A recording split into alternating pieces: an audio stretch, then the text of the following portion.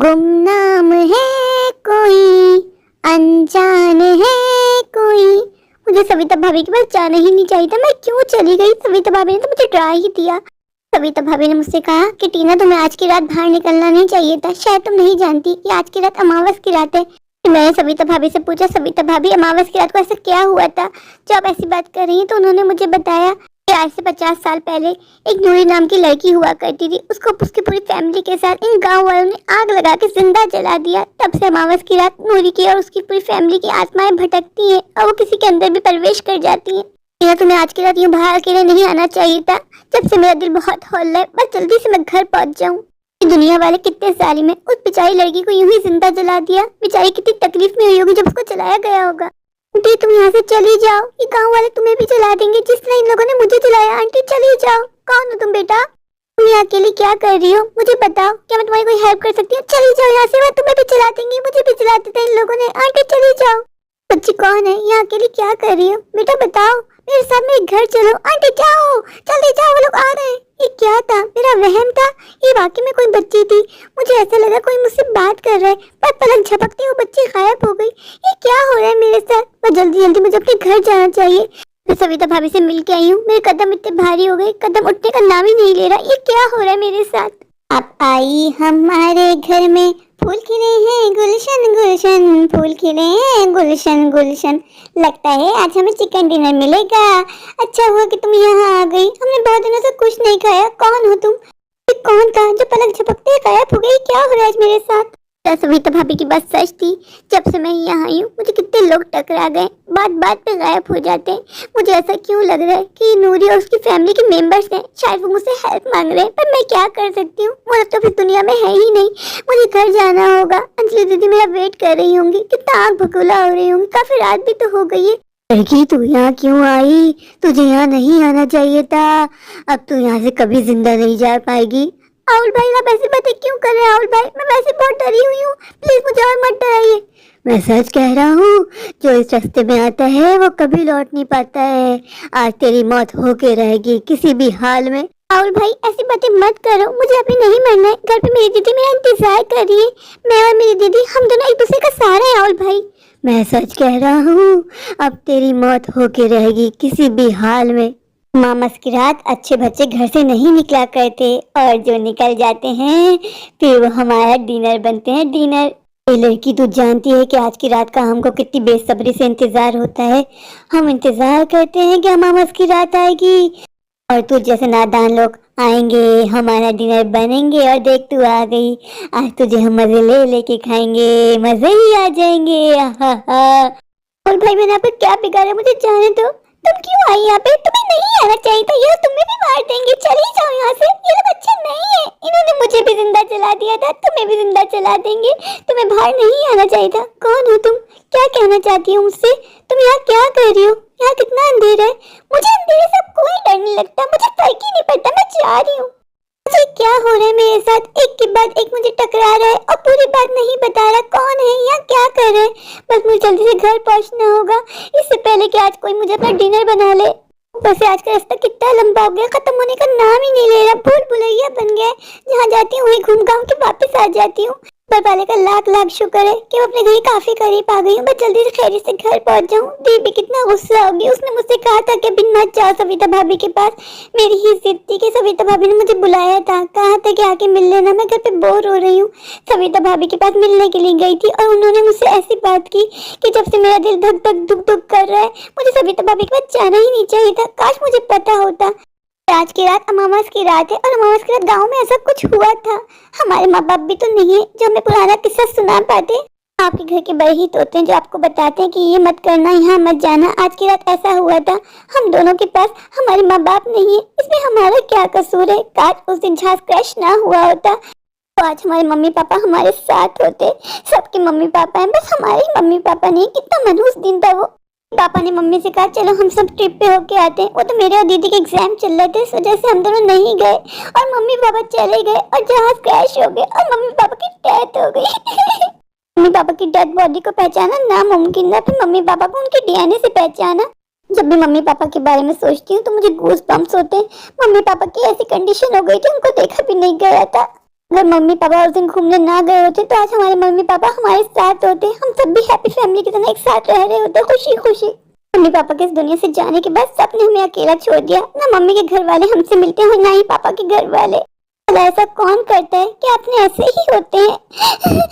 चलो टीना, इमोशनल होने का कोई फायदा नहीं है, ये दुनिया ऐसी ही है। तेरा घर आ गया, घर जा। ऐसे ही मैंने घर में पहला कदम रखा, मुझे घर से इतनी बू क्यों आ रही है, हर जगह से गंदी सी बू आ रही है। आज तो बारिश भी नहीं हुई, वरना ये बू तो बारिश के आने के बाद आती है। नाक के सारे बाल जल गए कि क्या हो रहा है आज मेरे साथ। तो अच्छा है घर की लाइट आ रही है, जब मैं आ रही थी सारे एरिया की लाइट गई है। हैरत की बात यह है कि हमारे घर की लाइट आ रही है, बड़ी बात है, वरना कुछ होता है नहीं, हमारे घर की लाइट फौरन चली जाती है। आज तो कुछ ऐसा हो गया कि हमारे घर की लाइट आ रही है, मुझे तो यकीन ही नहीं आ रहा अपनी आंखों पे। नजर नहीं आ रही, लगता है अपने रूम में आराम कर रही है। दी से डाल के मिलूंगी तो आज कितना गुस्सा करेंगी। उन्होंने मुझसे वैसे कहा था कि आज मत जाओ, मेरी ही जिद थी कि मैं जल्दी से लौट आऊंगी, और उतना ही लेट हो गई मैं आज। दिन का मुझे बेसब्री से इंतजार था, आज वो दिन आ गया कि मुझे एक शरीर मिल गया। अब मैं भी आम इंसानों की तरह इस दुनिया में जीऊंगी। ये कैसी आवाज आ रही है, ये किसकी आवाज थी? पर मुझे कुछ क्लियर सुनाई नहीं दिया। मुझे ऐसा लगा जैसे कि मेरे पीछे कोई साया है, पर मेरे पीछे तो कुछ भी नहीं था। मुझे पीछे नहीं मुड़ना चाहिए था। माँ कहती है कि कभी पीछे मुड़ के मत देखो, पर मैंने तो गलती से पीछे मुड़ के देख लिया। चलो अब तो जो होना था वो हो गया, जल्दी से दी के पास जाऊं।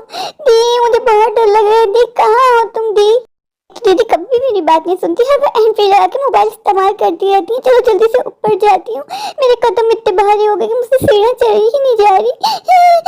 दी बचा लो मुझे, दी तुम्हारी बहन मुश्किल में। दी कभी भी नहीं सुनती है, हर वक्त बस गाने गाने गाने। देख भी नहीं कि छोटी बहन घर में है या नहीं, उसको फिक्र ही नहीं है। एक बार भी मेरे पास कॉल नहीं आई कि कहाँ हो छोटी, जल्दी से लौट आओ। दी को शुरू से अपनी परवाह रहती है। दी ने कभी मेरी फिक्र की ही नहीं। मैं ही पागल हूँ, हर वक्त दी के गम में घुटती रहती हूँ कि दी की उम्र बढ़ती जा रही है, मुझे उनके लिए रिश्ता तलाश करना है। कभी दी ने मेरे बारे में सोचा? कभी भी नहीं। बड़े बुजुर्ग कहा करते थे कि बड़ी बहन माँ के बराबर होती है, पर दी ने कभी मेरी परवाह नहीं की, कभी मुझसे प्यार किया ही नहीं है। दी कहाँ हो तुम? दी को आवाज दे दे कि मेरा गला खुश्क हो गया। ये क्या हो रहा है मेरे साथ? मेरे कदम क्यों आगे नहीं बढ़ रहे? मैं क्यों ऊपर नहीं जा पा रही? मुझे ऐसा लग रहा है जैसे मेरी बॉडी बहुत हैवी हो गई है, बहुत वजनदार चीज मैंने पहन ली हो, मुझसे कदम उठ ही नहीं रहा। आज मैं बहुत खुश हूँ कि मुझे एक जिस्म मिल गया है जिसमें मैं प्रवेश कर सकती हूँ और आम लोगों की तरह इस दुनिया में रह सकती हूँ। कौन हो तुम? क्या चाहती हो मुझसे, और मेरे घर में क्या कर रही हो? मेरा नाम नूरी है, मैं ही वो लड़की जिसको गांव वालों ने जला दिया था जिंदा। आज अमावस की रात है, आज रात हम यहाँ आते हैं और अगर कोई बॉडी मिल जाती है तो उसमें प्रवेश कर जाते हैं, फिर अपनी दुनिया में वापस नहीं जाते। और मुझे तू मिल गई है, अब मैं तेरे अंदर समा जाऊंगी और इंसानों की तरह इस दुनिया में आराम से रहूंगी, मजे करूंगी। मैंने तुम्हारा क्या बिगाड़ा? प्लीज मुझे छोड़ दो, मुझे जाने दो। मैंने भी किसी का कुछ नहीं बिगाड़ा था। जब किसी ने मेरी फरियाद नहीं सुनी तो मैं तेरी फरियाद क्यों सुनूं? मुझे इस रात का बेसब्री से इंतजार था। पूरे 5 सालों बाद आज ये रात आई है। मैं ये मौका अपने हाथ से जाने नहीं दे सकती। अब तो तू गई, मैं आ रही हूँ तेरी बॉडी में। आज मैं तेरी बॉडी में प्रवेश कर जाऊंगी। टीना, कहाँ चली गई थी तुम? मैं कब से तुम्हारा इंतजार कर रही थी। तुम्हारे आते ही मेरे कमरे में इतनी बू सी आने लग गई। कहाँ से होके आई हो तुम? हटो यहाँ से मेरे बिस्तर पे से, तुम्हारे पास बहुत बू आ रही है। ओह हटो, मेरा दम घुट रहा है। ये कैसी बातें कर रही हो तुम? मेरे पास बदबू क्यों आएगी? मैं तो, आपको पता है ना, सविता भाभी के यहाँ गई थी। मैं कहीं गंदी जगह से थोड़ी ना होके आई हूँ। पर पता नहीं, पर तुम्हारे पास बहुत बू आ रही है। ऐसा लग रहा है मेरा दम घुट जाएगा, मैं मर जाऊंगी। हटो यहाँ से। दी, आपको पता है कि आज अमावस की रात है? मुझे सविता भाभी ने बताया। आज की रात नूरी नाम की एक लड़की है, उसको जिंदा जला दिया था। वो आसमान से जमीन पे आती है, उसकी आत्माएं भटकती है। दी, जब से मुझे सविता भाभी ने इस बारे में बताया, आप नहीं जानती मेरे कदम कितनी मुश्किल से घर तक पहुंचे। मैं ही जानती हूँ मैं कहाँ कहाँ से गुजर के आई हूँ। दी, तभी तुम्हारे पास ऐसी बू आ रही है। जाओ यहाँ से, मेरे कमरे से निकल जाओ।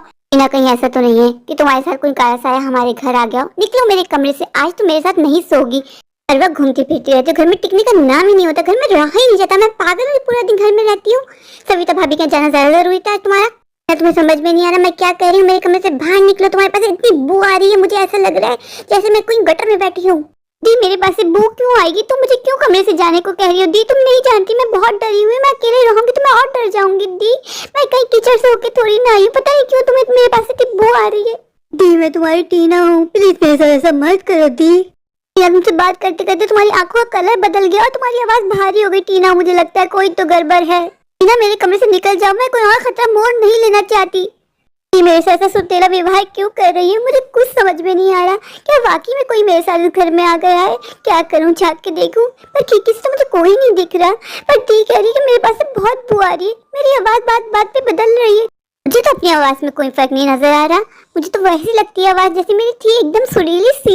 हाँ, बस मुझे इतना लग रहा है कि मेरी बॉडी बहुत भारी हो गई है, तो मुझे लगा शायद मुझे बुखार हो रहा है, इस वजह से मुझे ऐसा फील हो रहा है। पर दी तो अजीब अजीब सी बातें कर रही है, क्या हो गया दी को? दी कभी कभार ना बहुत अजीब सी बातें करने लग जाती है, मुझे दी से डर लगने लग जाता है। पर सेल्फिश दीदी ने मुझे कमरे से भी निकाल दिया और कह दिया कि आज मेरे साथ मत सो। मैं वैसे कितना डरी भी हूँ, मैं कहाँ सोऊंगी, मैं कहाँ जाऊँ? माँ, तुम हमें छोड़ के अकेला क्यों आ गई माँ? तुम जानती हो ना कि हम तुम्हारे बगैर नहीं रहते माँ, हमें भी साथ लेके आना चाहिए था माँ।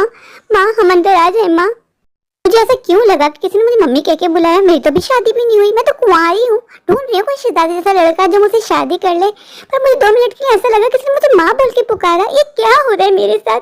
ऊपर तो दी ने भी कमरे से निकाल दिया, मुझे बहुत डर लग रहा है। क्या करूँ? और दरवाजा खोल के देखूँ क्या? नहीं, अगर मैं दरवाजा खोला और कोई अंदर आ गया तो? खिड़की के बाहर देखने से मुझे तो कोई नजर नहीं आ रहा, दरवाजा खोल के देखना ही होगा। बहुत अजीब सा फील हो रहा है, दिल भी बहुत घबरा रहा है। आज हवा बिल्कुल नहीं चल रही है। दीदी ने मुझे एसी वाले कमरे से निकाल दिया, वरना मैं भी दीदी के साथ बैठ के एसी की ठंडी ठंडी हवा खाती। मौसम कितना शानदार है। माँ, तुम हमें अकेला छोड़ के आ गई माँ। तुम कौन हो माँ? माँ, तुम मुझे पहचानने से इनकार क्यों कर रही हो माँ? मैं तुम्हारी बेटी हूँ। तुम मेरी बेटी नहीं हो? नहीं, मैं आपकी बेटी हूँ, मेरी माँ आपके अंदर समाई हुई है।